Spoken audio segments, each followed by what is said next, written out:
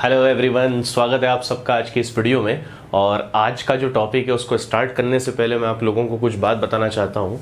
आपने टाइटल में और थंबनेल में देख लिया होगा, सॉलिड स्टेट स्टार्ट होगा और क्लास 12th का ही चैप्टर है, ये भी आप लोगों को पता ही है, केमिस्ट्री का पहला चैप्टर है।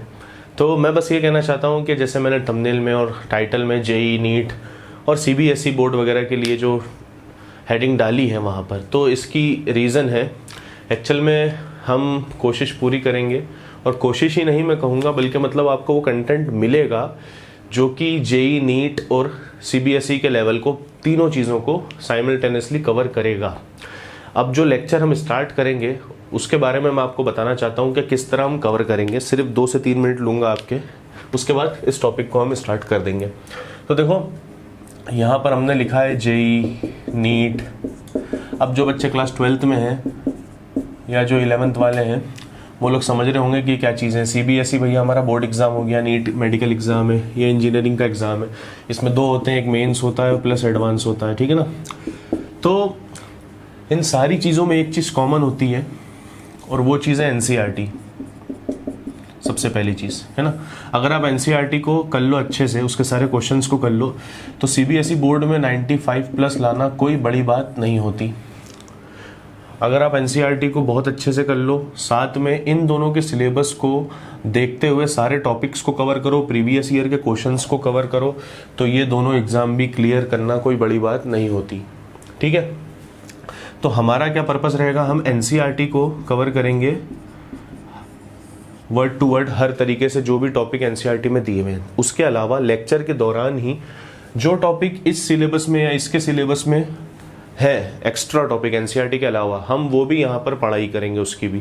फॉर एग्जांपल सॉलिड स्टेट की बात करूँ तो NCERT में ब्रैग्स लॉ या ब्रैग इक्वेशन आप कहते हैं जिसको, नहीं दिया हुआ है केमिस्ट्री के चैप्टर 1 में, इसके बारे में कोई जानकारी नहीं दी हुई है। लेकिन जेई का सिलेबस उठा के देखोगे तो ये वहाँ मिल जाएगा आपको, इसकी इक्वेशन मिल जाएगी, एप्लीकेशन मिल जाएगी। तो वो चीज़ मैं मेंशन भी कर दूंगा कि ब्रैग लॉ नहीं दिया हुआ है लेकिन हम उसको यहाँ पढ़ेंगे, उसके फिर क्वेश्चंस भी लगाएंगे। तो इस तरह से तुम्हारा वो सिलेबस भी कवर हो जाएगा। At the end of the day किसी भी कॉम्पिटिटिव एग्जाम को देने से पहले हमें सिलेबस को कवर करना चाहिए, है ना। और साथ साथ ये होगा, NCERT को कवर करने से हम जो इसके, क्योंकि जितने भी ये एग्ज़ाम है ना, उसकी मदर ऑफ ऑल बुक आप कह दो, सारी बुकों की माँ, हम सारे बुक्स पढ़ रहे हैं, इनके लिए अलग अलग ऑब्जेक्टिव बुक लगा रहे हैं, लेकिन सब इस बुक से रिलेट कर रही है NCERT से। तो इसको तो हम मेजर फोकस पे रखेंगे, साथ में सारे टॉपिक्स को कवर करेंगे और प्रीवियस ईयर में जो भी एडवांस में, मेंस में, नीट में क्वेश्चन पूछे गए हैं उनको भी करेंगे लेक्चर के साथ ही। साथ में मैंने आज एक क्लास ले ली। अब NCERT में उसके बेस पर इंटेक्स क्वेश्चन दिए हुए हो बीच में, जैसे आपने देखा होगा, अगर आपने पढ़ी है NCERT तो उसमें इंटेक्स क्वेश्चन दिए हुए, तो अगली क्लास में उस इंटेक्स क्वेश्चन को हम डिस्कस कर लेंगे 5-10 मिनट में। फॉर एग्जांपल आज जो मैं पढ़ाऊंगा उसके कुछ 5 क्वेश्चन इंटेक्स क्वेश्चन दिए हुए NCERT के, तो वो अगली वीडियो जो आएगी इंटेक्स क्वेश्चन की आ जाएगी। साथ साथ आपके NCERT के सारे क्वेश्चन भी कवर हो जाएंगे। जैसे ही चैप्टर खत्म होगा हम लास्ट की एक्सरसाइज के सारे क्वेश्चन कवर कर लेंगे। तो मैं समझता हूँ आप लोग समझ गए होंगे कि किस तरह हम पूरी केमिस्ट्री को कवर करने की कोशिश करेंगे। अभी मेरा पूरा टारगेट है कि इस लॉकडाउन के पीरियड में मोस्ट प्रोबेबली मंथ, ये जो मई का महीना है, इसमें और अगले महीने में हम कम से कम 5 चैप्टर, अगले महीने के ख़त्म होने से पहले कम से कम 5 चैप्टर फिजिकल केमिस्ट्री के पूरे कर लें, ठीक है। अब एक्चुअल में देखो 5 चैप्टर मैं कह रहा हूँ जो क्लास 12 के शुरू के हैं, वो 5 चैप्टर के सारे NCERT के क्वेश्चन भी उसमें इन्वॉल्व है। फिर जो जेई मेंस, एडवांस में और नीट में जो एक्स्ट्रा टॉपिक्स है वो भी इन्वॉल्व है। तो टाइम तो लगेगा, बट मैं कोशिश पूरी करूंगा और ज़्यादा वीडियो रोज के रोज अपलोड करके इन सारी चीज़ों को जितनी जल्दी हो सकेगा कंप्लीट कर दूंगा, ठीक है। तो यही मेरा आपको बताने का मकसद था कि जो मैं जेई, नीट, CBSE थंबनेल पे लिख रहा हूँ तो वो आपको भ्रमित करने के लिए या आपको बेकार में बहकाने के लिए नहीं लिख रहा हूँ कि मैं लिख दूँ यहाँ जेई, नीट, CBSE और सिर्फ बोर्ड एग्जाम के लिए पढ़ा के वीडियो को बंद कर दूं। तो इसमें टाइम भी लगेगा और बात यह है कि कैमरा ऑन भी मुझे करना पड़ता है, ऑफ भी मुझे करना पड़ता है, एडिटिंग भी मैं ही करता हूं और फिर अपलोड भी। तो सारे काम एक्चुअल में 1 मैन आर्मी की तरह करने पड़ते हैं। एक तरह से ये समझ लीजिए कोई टीम नहीं है, बट स्टिल आप लोगों का प्यार बना रहे और क्या चाहिए। अगर आप देख रहे हो फ़ायदा हो रहा है आपको, तो मेरा यही मकसद है और कुछ नहीं फिलहाल में, है ना। तो ले देखे यही आपको समझाना चाह रहा था। इसके बाद अब जो है हम चैप्टर को स्टार्ट कर देते हैं।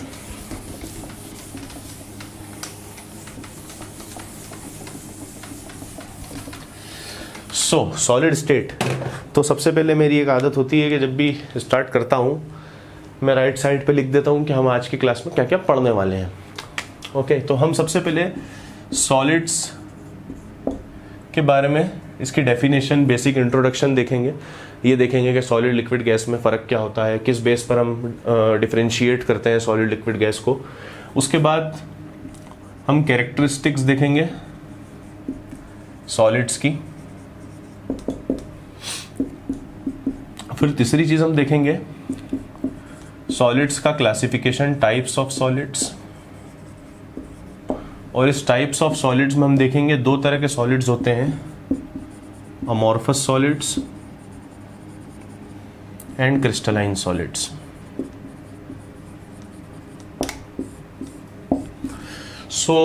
आप लोग ये देख लो, ये इतने टॉपिक आज की क्लास में हमें कवर करना है, ठीक है ना।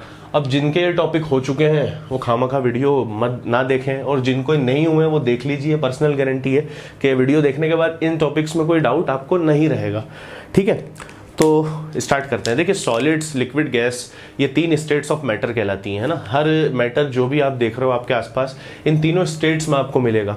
या तो वो सॉलिड होगा, या फिर गैस होगा, या फिर वो लिक्विड स्टेट में आपको मिलेगा। तो जनरली हम कहते हैं कि भाई क्या डिफरेंस होता है इन तीनों चीज़ों में। तो ले दे के आप ये समझिए कि जो मैटर होता है वो या तो एटम से बनता है, या मॉलिक्यूल से, या फिर आयन से।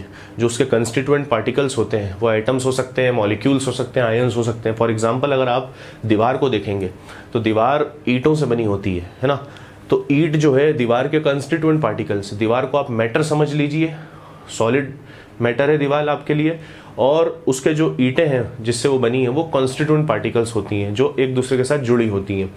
तो एक पूरी दीवार बन जाती है, पूरा घर बन जाता है। खैर, एक छोटा सा एग्जांपल आपको मैंने समझाने के लिए दे दिया। इसी तरीके से सॉलिड हुआ, लिक्विड हुआ, गैस हुआ, ये तीनों चीज़ें भी कंस्टिट्यूएंट पार्टिकल इनके होते हैं। या तो वो एटम होंगे, या आयन्स होंगे, या फिर मॉलिक्यूल्स होंगे। इन एटम्स, मॉलिक्यूल्स में इंटरमॉलिक्यूलर फोर्स कितना है और इनकी थर्मल एनर्जी कम है या ज़्यादा, ये दो चीज़ ध्यान में रखिएगा जो मैं लिख रहा हूँ आपको।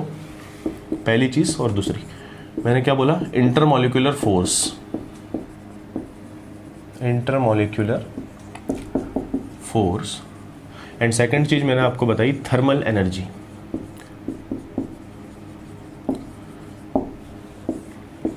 आसान भाषा में जो सॉलिड लिक्विड गैस के अंदर कंस्टिट्यूएंट पार्टिकल्स होते हैं उनके बीच अगर डिस्टेंस कम होगा और इंटरमॉलिक्यूलर फोर्सेस ज़्यादा होगी तो वो जो मैटर होंगे वो सॉलिड होंगे।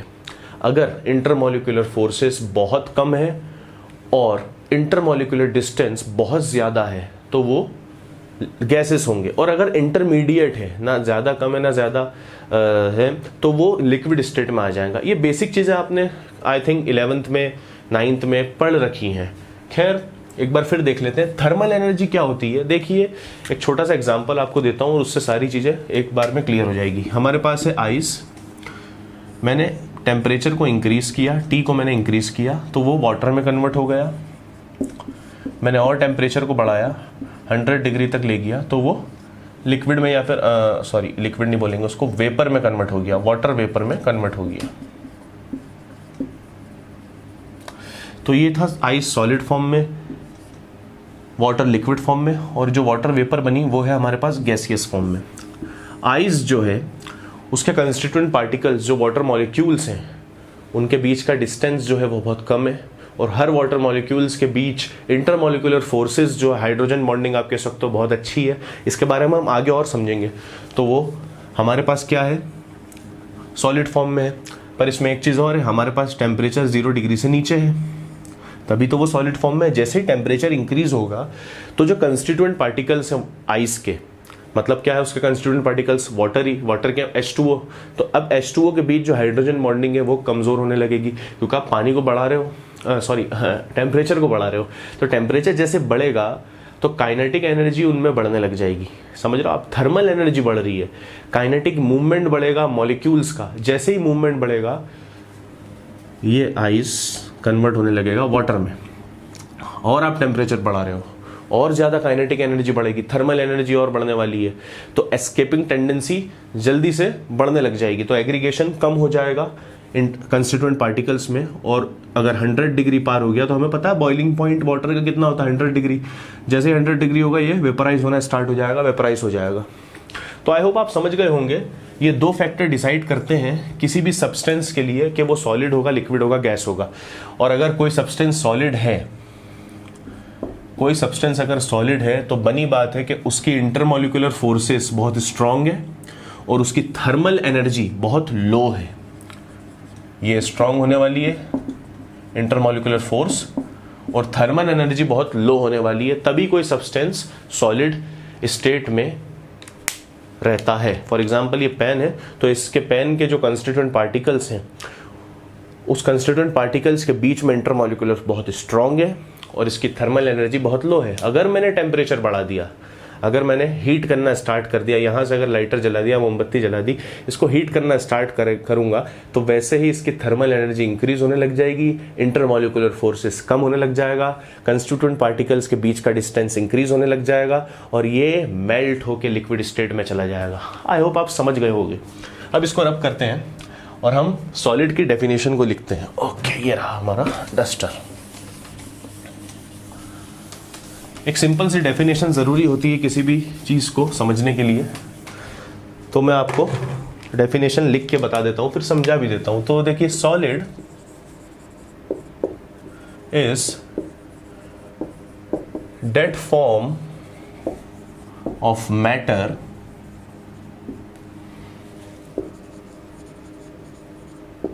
which are rigid and have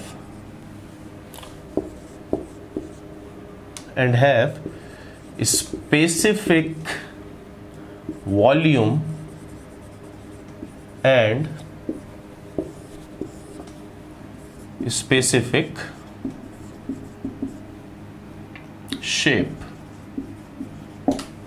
okay, तीन चीज़ों में मैंने अंडरलाइन कर दिया आप लोगों के सामने, specific volume, specific shape and rigidity. भाई देखिए, सॉलिड्स के पार्टिकल्स आपस में बहुत ज़्यादा क्लोज होते हैं, उनमें रिजिड तो होना स्वाभाविक है। रिजिड क्या होता है? अपना शेप और अपना वॉल्यूम आसानी से चेंज नहीं कर रहे हैं, उसको ही हम रिजिडिटी बोलते हैं। अगर मैं इसको प्रेस कर रहा हूँ, प्रेशर लगा रहा हूँ नॉर्मल प्रेशर एंड टेम्परेचर पे, ये इतनी आसानी से अपना शेप चेंज नहीं करने वाला। क्यों नहीं करने वाला? अभी इससे पहले हमने समझा है कि इंटरमॉलिक्यूलर फोर्सेस बहुत ज़्यादा स्ट्रांग है, तो ऐसा दबाने से ऐसा तो नहीं है कि लंबा हो जाएगा, कुछ नहीं होने वाला। दूसरी चीज़ों में ऐसा हो सकता है, पानी को ऐसे फेंक दूंगा तो शेप चेंज हो जाएगा उसका। अगर पानी एक सिलेंड्रिकल बॉटल में मेरे पास है, उसको मैं अगर किसी बाउल में रख दूंगा, अपने पोर करूंगा, तो उसका पूरा शेप बाउल जैसा हो जाएगा, ठीक है ना।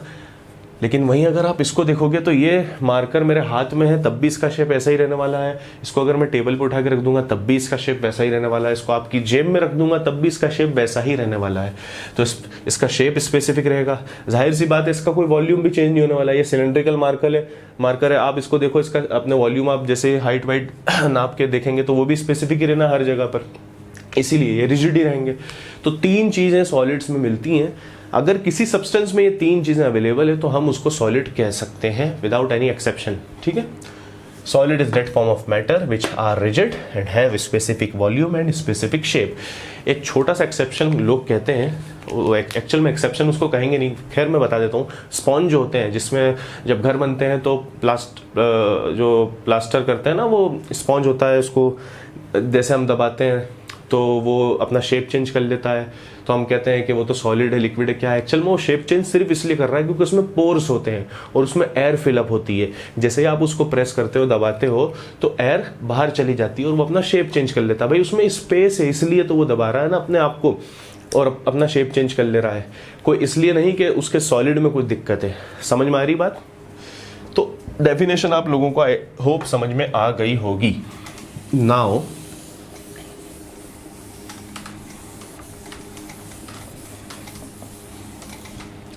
कैरेक्टरिस्टिक्स की बात करें तो बहुत इजी कैरेक्टरिस्टिक्स हैं इनकी। सबसे पहली कैरेक्टरिस्टिक जो रहती है सॉलिड की, अभी हम बार बार उसको देख रहे हैं, बस एक बार लिख देते हैं उसको। Inter molecular force are strong. Second चीज, इंटरमॉलिक्यूलर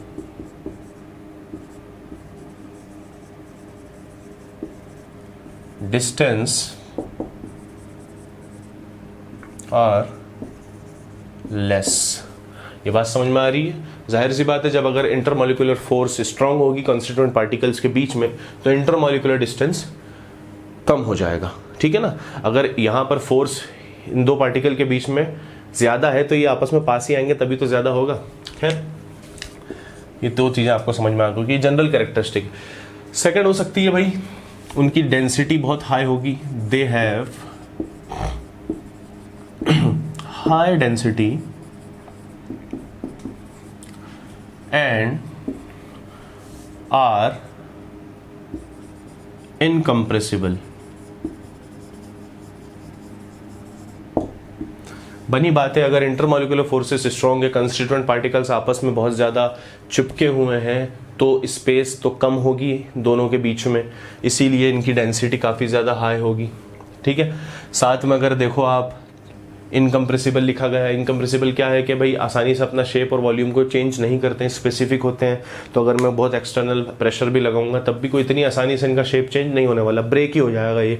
अगर इसको बिल्कुल तोड़ना चाहूँ तो ब्रेक हो जाएगा, लेकिन कंप्रेसिबल नहीं होगा। अगर वहीं तुम गैस में देखोगे तो गैस को आप कंप्रेस कर सकते हो। इस पूरी रूम में जितनी गैस फिलअप हुई है उसको आप 1 लीटर के जार में भी कंप्रेस करके रख सकते हो, लेकिन क्या ये पूरे रूम में जितने भी सॉलिड्स हैं उसको 1 किलो की थैली में रख सकते हो? नहीं रख सकते। तो इनकम्प्रेसिबल होते हैं solids.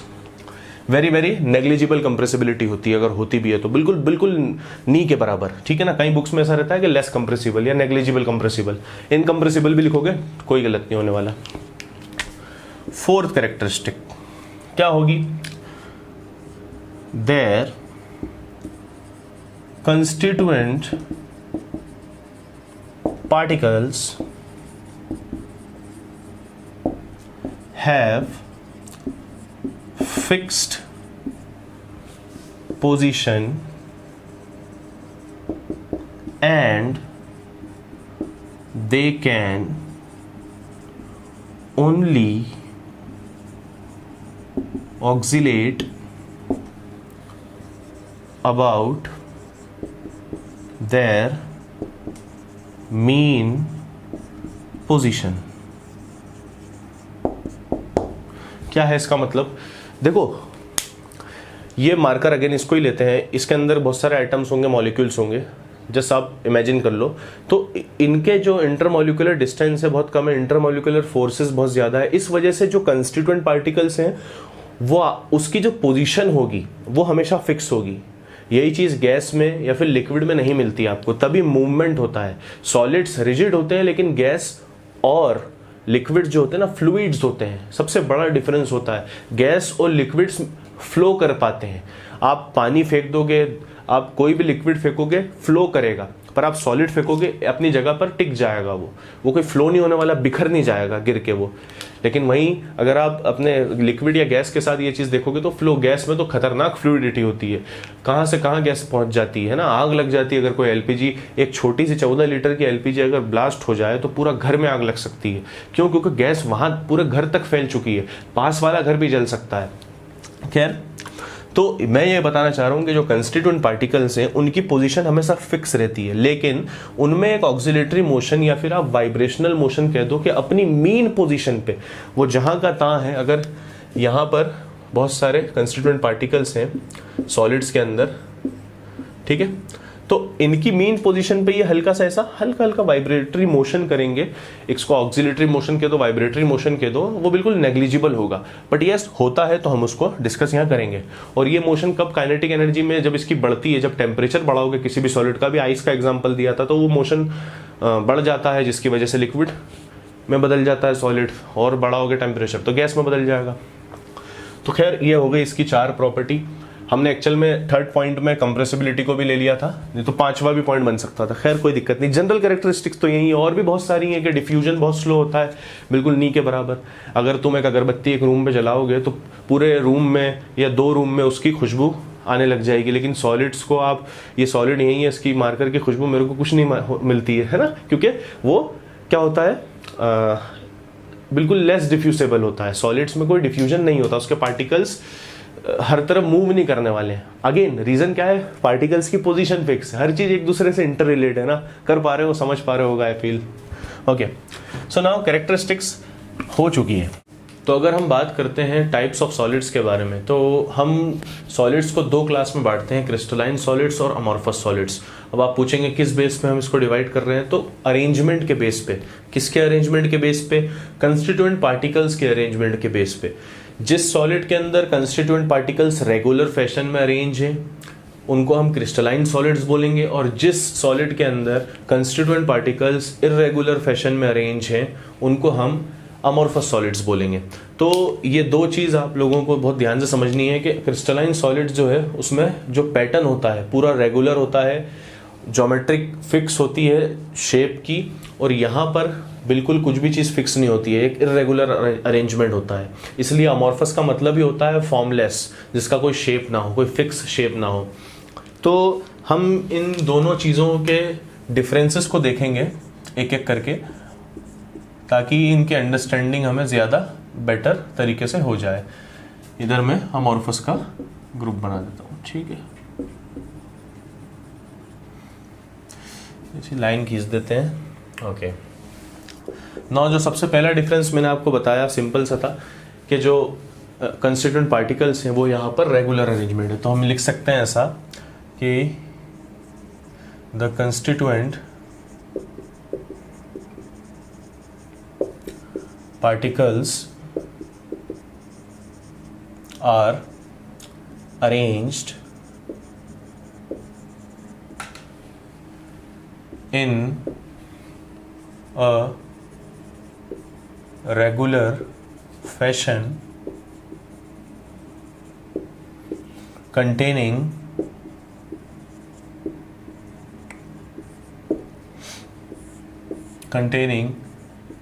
short as well as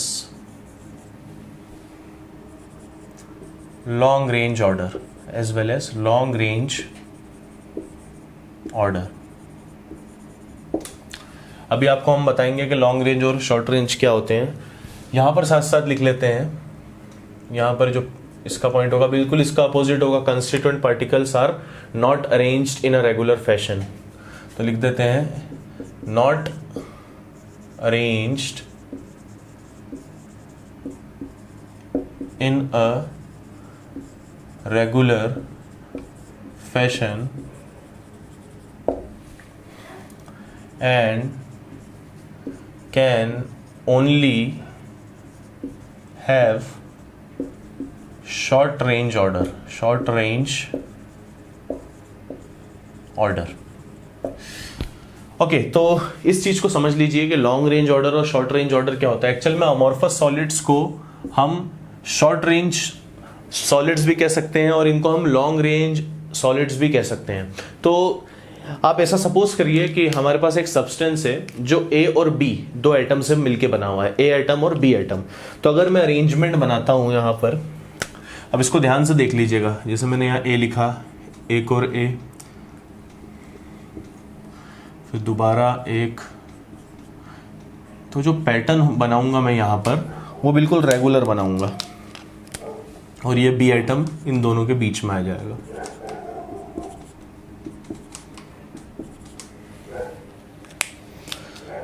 ठीक इसी तरह अब नीचे दोबारा ए आएगा उसी पैटर्न पे जिस तरह वो पहले पैटर्न से आया था जो अरेंजमेंट हुआ था, एंड देन अगेन दोबारा से बी आ जाएगा। ये बहुत इंपॉर्टेंट है, इन दोनों का डिफरेंस से ही आपका समझ लीजिए चैप्टर जो मेन स्टार्ट होता है वहीं से होता है, यहीं से मतलब। तो ये जो पैटर्न हमने बनाया है ये क्रिस्टलाइन सॉलिड का बनाया है। मेरे पास एक सब्सटेंस है जिसमें ए एटम है, बी एटम है और वो इस तरह अरेंज है।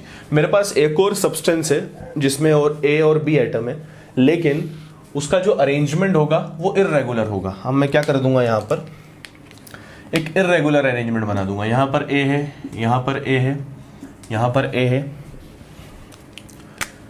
अब इधर बी आ जाएगा, फिर इधर बी आ जाएगा, इनके बीच में ए आ जाएगा, देन इधर बी आ गया, फिर इधर ए आ गया, फिर इधर ए वापस, इधर वापस ए, इधर फिर से बी, देन अगेन यहाँ पर हम बी बना देते हैं, इधर बी हो जाएगा, ये तो इररेगुलर है ना, मैंने यहां पर लिखा है कि not arrange in a regular fashion, तो नॉट अरेंज है, यहां पर कुछ अरेंजमेंट रेगुलर होने वाला है नहीं, तो हम कुछ भी बना सकते हैं।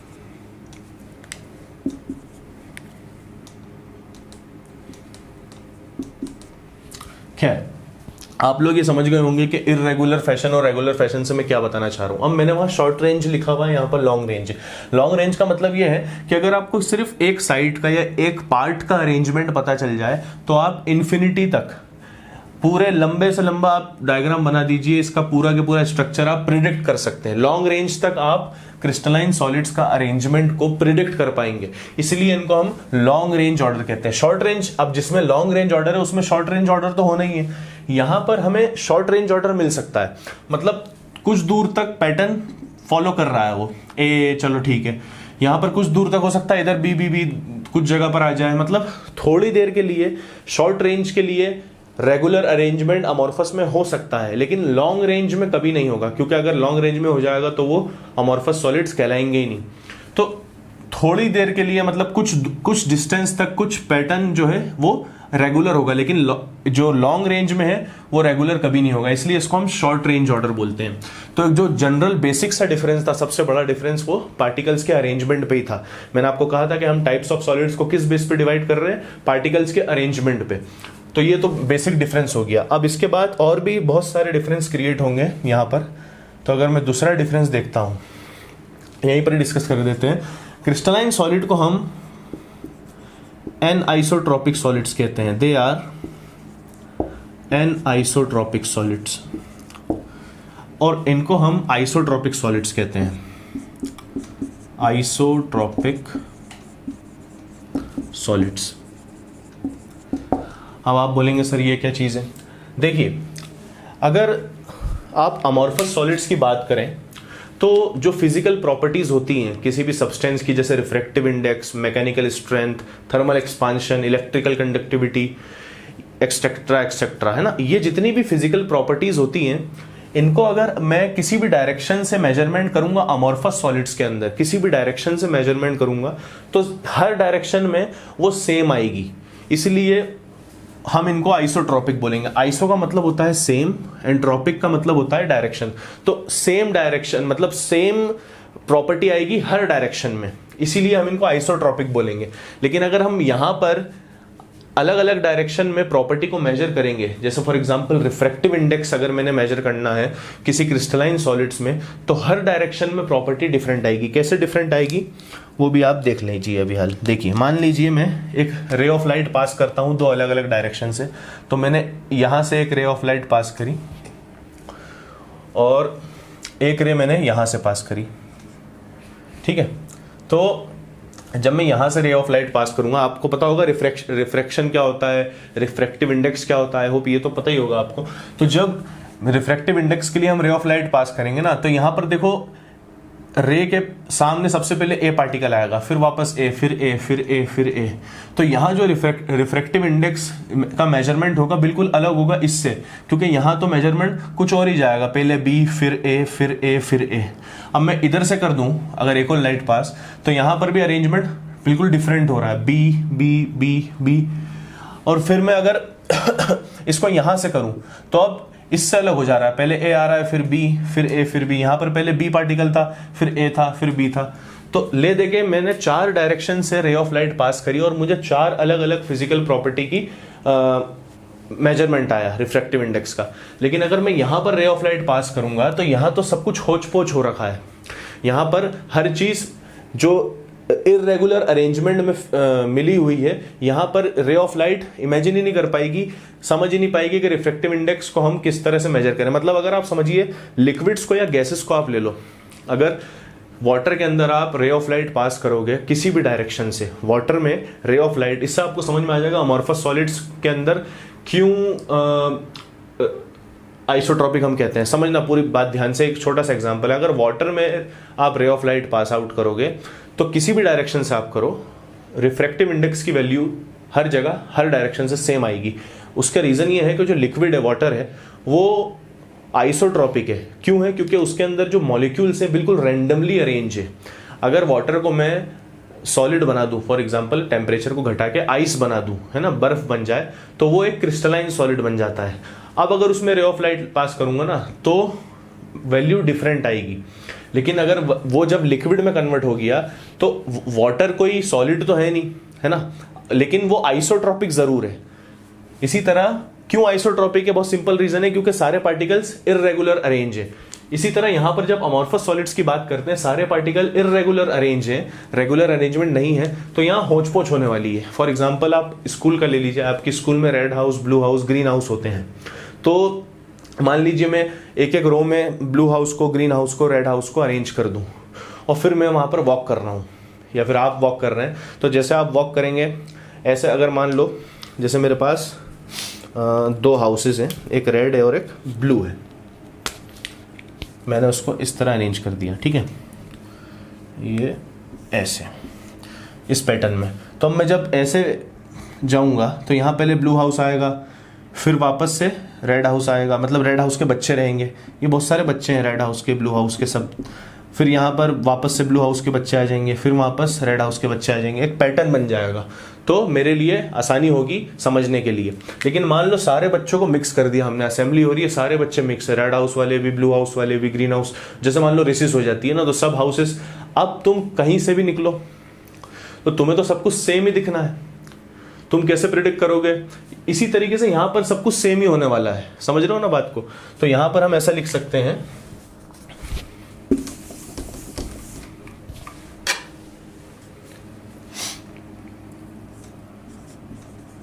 same value of physical properties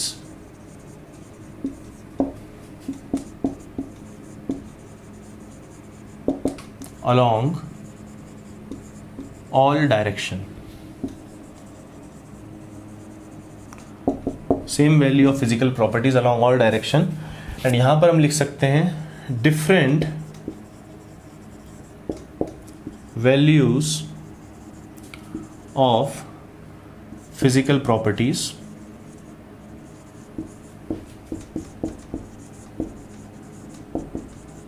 along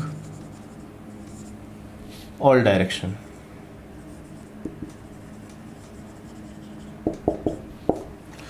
तो ये 2 डिफरेंस आपको मैं समझता हूं समझ में आ गए होंगे। नाउ तीसरा डिफरेंस की बात करें तो यहां पर जो क्रिस्टलाइन सॉलिड्स है इनका मेल्टिंग पॉइंट शार्प होता है, तो हम लिख सकते हैं दे हैव शार्प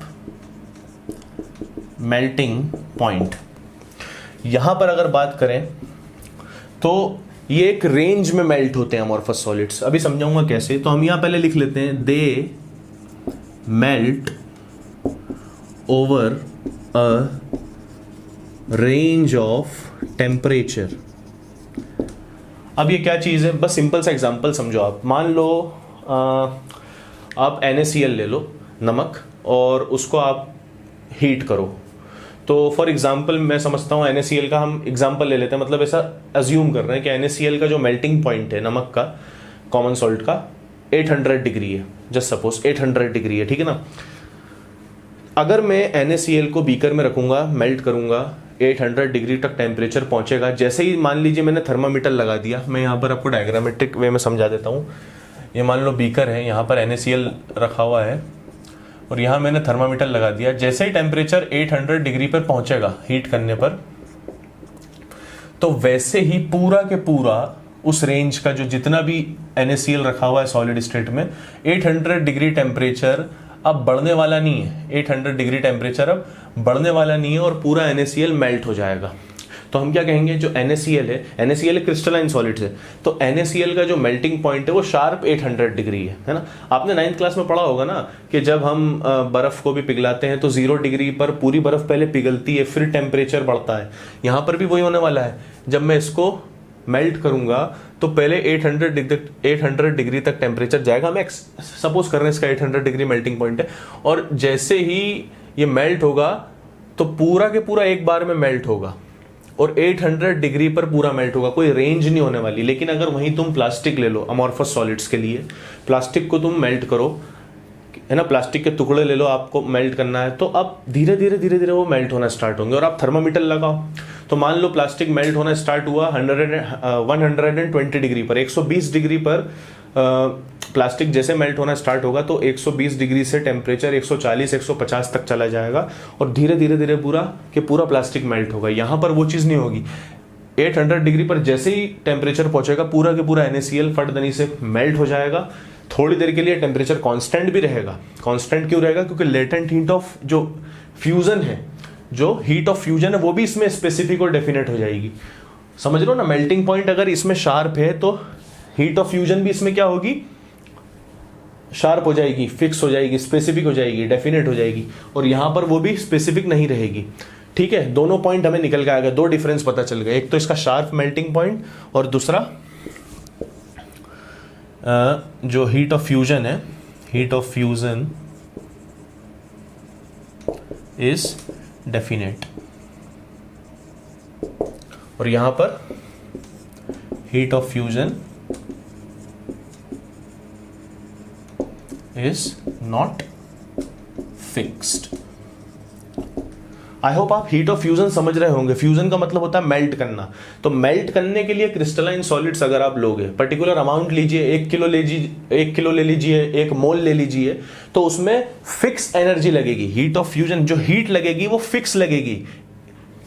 आप एक एम्पल अमाउंट ऑफ लीजिए, मतलब आप 1 मोल ले लीजिए NaCl को, उसमें जो एनर्जी लगने वाली है वो भी फिक्स लगेगी। यहां पर फिक्स नहीं लगने वाली क्योंकि टेम्परेचर की रेंज ही अलग अलग हो रही है।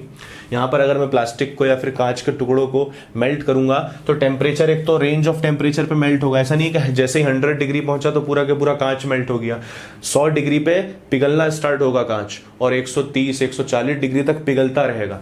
यहां पर वो चीज नहीं होने वाली। यहां पर अगर NaCl मैंने पिघलाना शुरू किया, कोई भी क्रिस्टलाइन सॉलिड्स पिघलाना शुरू किया, तो वो क्रिस्टलाइन सॉलिड जैसे ही अपने मेल्टिंग टेम्परेचर पे पहुंचेगा वो टेम्परेचर वहां फिक्स हो जाएगा थोड़ी देर के लिए, और पूरा के पूरा वो जो है मेल्ट होके फिर टेम्परेचर बढ़ना स्टार्ट होगा। तो आई होप आप ये डिफरेंस भी समझ गए होंगे। अब इसका स्क्रीनशॉट ले लीजिए। बोर्ड को थोड़ा मिटाना पड़ेगा मुझे, तो मैं ऊपर का हिस्सा मिटा देता हूं, ठीक है।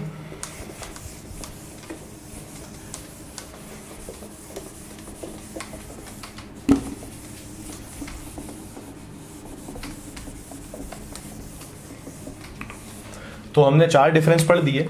अब जो 5वां डिफरेंस है, हम इनको ट्रू सॉलिड्स बोलते हैं। क्या बोलते हैं इनको? ट्रू सॉलिड्स बोलते हैं। और हम इनको स्यूडो, ये वर्ड है स्यूडो सॉलिड्स बोलते हैं। स्यूडो का मतलब होता है फॉल्स। स्यूडो सॉलिड्स और super cooled liquid, super cooled liquids भी बोलते हैं। वजह क्या है इसकी? इसको ट्रू सॉलिड्स बोलने की बहुत सिंपल वजह है, क्योंकि अरेंजमेंट रेगुलर है और जनरली ये होता है क्रिस्टलाइन सॉलिड्स के अंदर जो पार्टिकल्स की पोजीशन रहती है हमेशा फिक्स रहती है। यहां पर पार्टिकल्स की पोजीशन टाइम के साथ साथ बदलती है। फॉर एग्जाम्पल, बेस्ट एग्जाम्पल है जो विंडो होती है उसमें जो कांच लगे होते हैं, तो जो पुरानी बिल्डिंगें होती हैं उनके कांच को अगर जाके देखोगे वो नीचे से थिक हो जाते हैं। उसके थिक होने की वजह ये होती है कि कांच एक अमॉर्फस सॉलिड्स है और उनके जो कंस्टिट्यूएंट पार्टिकल्स हैं टाइम के साथ साथ धीरे धीरे धीरे नीचे उतरते जाते हैं। तो क्या हो रहा है यहाँ पर? Position of particles is not fixed in amorphous solids. That's why इनको हम स्यूडो सॉलिड्स बोलते हैं। क्योंकि मैंने जब डेफिनेशन बताई थी सॉलिड्स की तो वहां पर मैंने साफ साफ कहा था कि पोजीशन क्या है? फिक्स रहेगी। हमने कैरेक्टरिस्टिक लिखी थी ना, पोजीशन ऑफ पार्टिकल फिक्स रहेगी, सिर्फ ऑक्सिलेटरी मोशन होगा। तो यहां पर टाइम के साथ भाई 20-25 साल बाद भी वो नीचे से मोटे हो जा रहा है, ऐसा तो नहीं कोई कांच चिपका रहा है उसमें, एक्चुअल में पार्टिकल्स नीचे चले जा रहे हैं। इस वजह से इनको हम स्यूडो सॉलिड्स बोलते हैं या फिर सुपर कूल्ड लिक्विड्स बोलते हैं, ठीक है ना। इनको ट्रू सॉलिड्स मैंने समझा दिया कि पार्टिकल की पोजीशन हमेशा फिक्स रहेगी, इनका अरेंजमेंट बिल्कुल फिक्स रहेगा, इस वजह से इनको ट्रू सॉलिड्स कहते हैं। नाउ जो 6th डिफरेंस होता है वो होता है कूलिंग कर्व का। तो इसका जो कूलिंग कर्व होता है क्रिस्टलाइन सॉलिड्स का और अमॉर्फस सॉलिड्स का, बात करें अमॉर्फस सॉलिड्स का कूलिंग कर्व स्मूथ होता है, स्मूथ कूलिंग कर्व। अब ये भी समझा देते हैं आपको कैसी चीज है ये smooth cooling curve. Smooth cooling curve and they did not have smooth cooling curve. तो no smooth cooling curve. Cooling का मतलब समझ रहे हो आप? ठंडा करना। अब मान लो मैं अमॉर्फस सॉलिड्स को जब ठंडा करूँगा तो यहाँ पर मैंने टाइम लिख दिया है, ये टाइम का एक्सेस है और ये टेम्परेचर है। तो टेम्परेचर जैसे जैसे जैसे जैसे घटेगा वैसे और टाइम जैसे जैसे बढ़ेगा ये स्मूथली कूल होते चले जाएंगे, स्मूथली कूल होंगे, ठीक है ना। इसको और अगर स्टीपर बना दूं तो ज़्यादा बेटर रहेगा, कुछ इस तरह से, मतलब यार ये लो, हाँ है ना, मतलब देखो टेम्परेचर घटता जा रहा है, टाइम बढ़ता जा रहा है और ये इसमें कोई रुकावट नहीं आने वाली है, धीरे धीरे धीरे धीरे धीरे ये ठंडा होता जाएगा, है ना, जमता जाएगा। ओके, अब बात अगर इनकी करें क्रिस्टलाइन सॉलिड्स की, अगर इनकी बात करेंगे तो यहां पर ये हमने टेम्परेचर का एक्सिस बना दिया और यहां पर टाइम। तो यहां पर धीरे धीरे धीरे धीरे पहले तो टेम्परेचर के साथ साथ कम होने के साथ साथ टाइम के बढ़ने के साथ साथ कूलिंग तो होगी, ये कूलिंग कर्व का है ना ग्राफ है। उसके बाद एक ब्रेक आ जाएंगे, दो ब्रेक, तो ये ए पॉइंट मान लो, ये बी और ये सी। यहां पर टेम्परेचर जो है कांस्टेंट हो जाएगा, आप देख रहे हैं टेम्परेचर इधर चेंज नहीं हो रहा, and then again cooling curve आ जाएगा स्मूथ। तो इसको हम स्मूथ कूलिंग कर्व नहीं बोल सकते। देखो यहां से कूलिंग स्टार्ट हुई है और ये जो बी और सी पॉइंट है यहां पर सॉलिडिफिकेशन हो रहा है, ये चीज है ना, इन दोनों चीज से रिलेट हो रही है, sharp melting point, heat of fusion से। अगर आप रिलेट कर पाओ तो पिछले क्लास के कॉन्सेप्ट सारे के सारे काम आएंगे। एक्चुअल में क्या हो रहा है, जैसे फॉर एग्जांपल मैं अगर लूं शक्कर को, शुगर जो होती है उसको मैंने गर्म करके उसकी चाशनी बना ली, ठीक है ना। जलेबी बनानी थी मेरे को, मैंने अच्छे से बेहतरीन जलेबी बना ली। अब चाशनी क्या होगी, ठंडी होगी, तो मैं क्या देखूंगा, चाशनी पहले पहले, अब चाशनी पे बात ही आ गई, चलो ठीक है।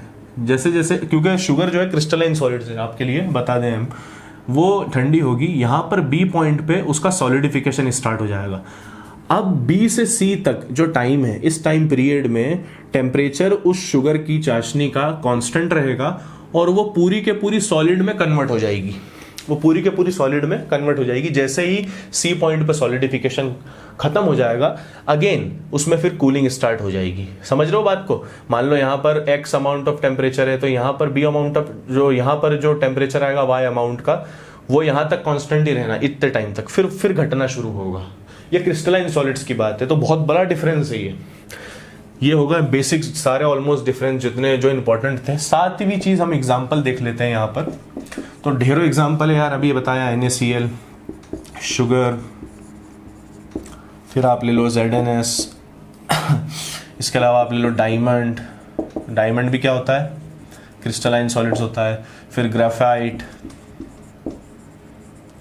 फिर आप ले लो आइस एक्सेट्रा, ठीक है। यहाँ की अगर बात करें तो हाई मॉलिक्यूलर पॉलीमर होते हैं, जो high molecular mass of polymer, तो लिख देता हूँ मैं हाई पॉलीमर, लिख देता हूँ बस ऐसा, या पॉलीमर भी लिखोगे तो भी सही है। Glass of course, no problem. एक होता है, ये याद रखना, क्वार्ट्स ग्लास, क्वार्ट्स ग्लास, ये एक ही मिनरल है और ये अमॉर्फस है, लेकिन अगर यहाँ पर लिखा आ जाए क्वार्ट्स तो वो क्रिस्टलाइन है। तो क्वार्ट्स क्रिस्टलाइन है, क्वार्ट्स ग्लास अमॉर्फस है।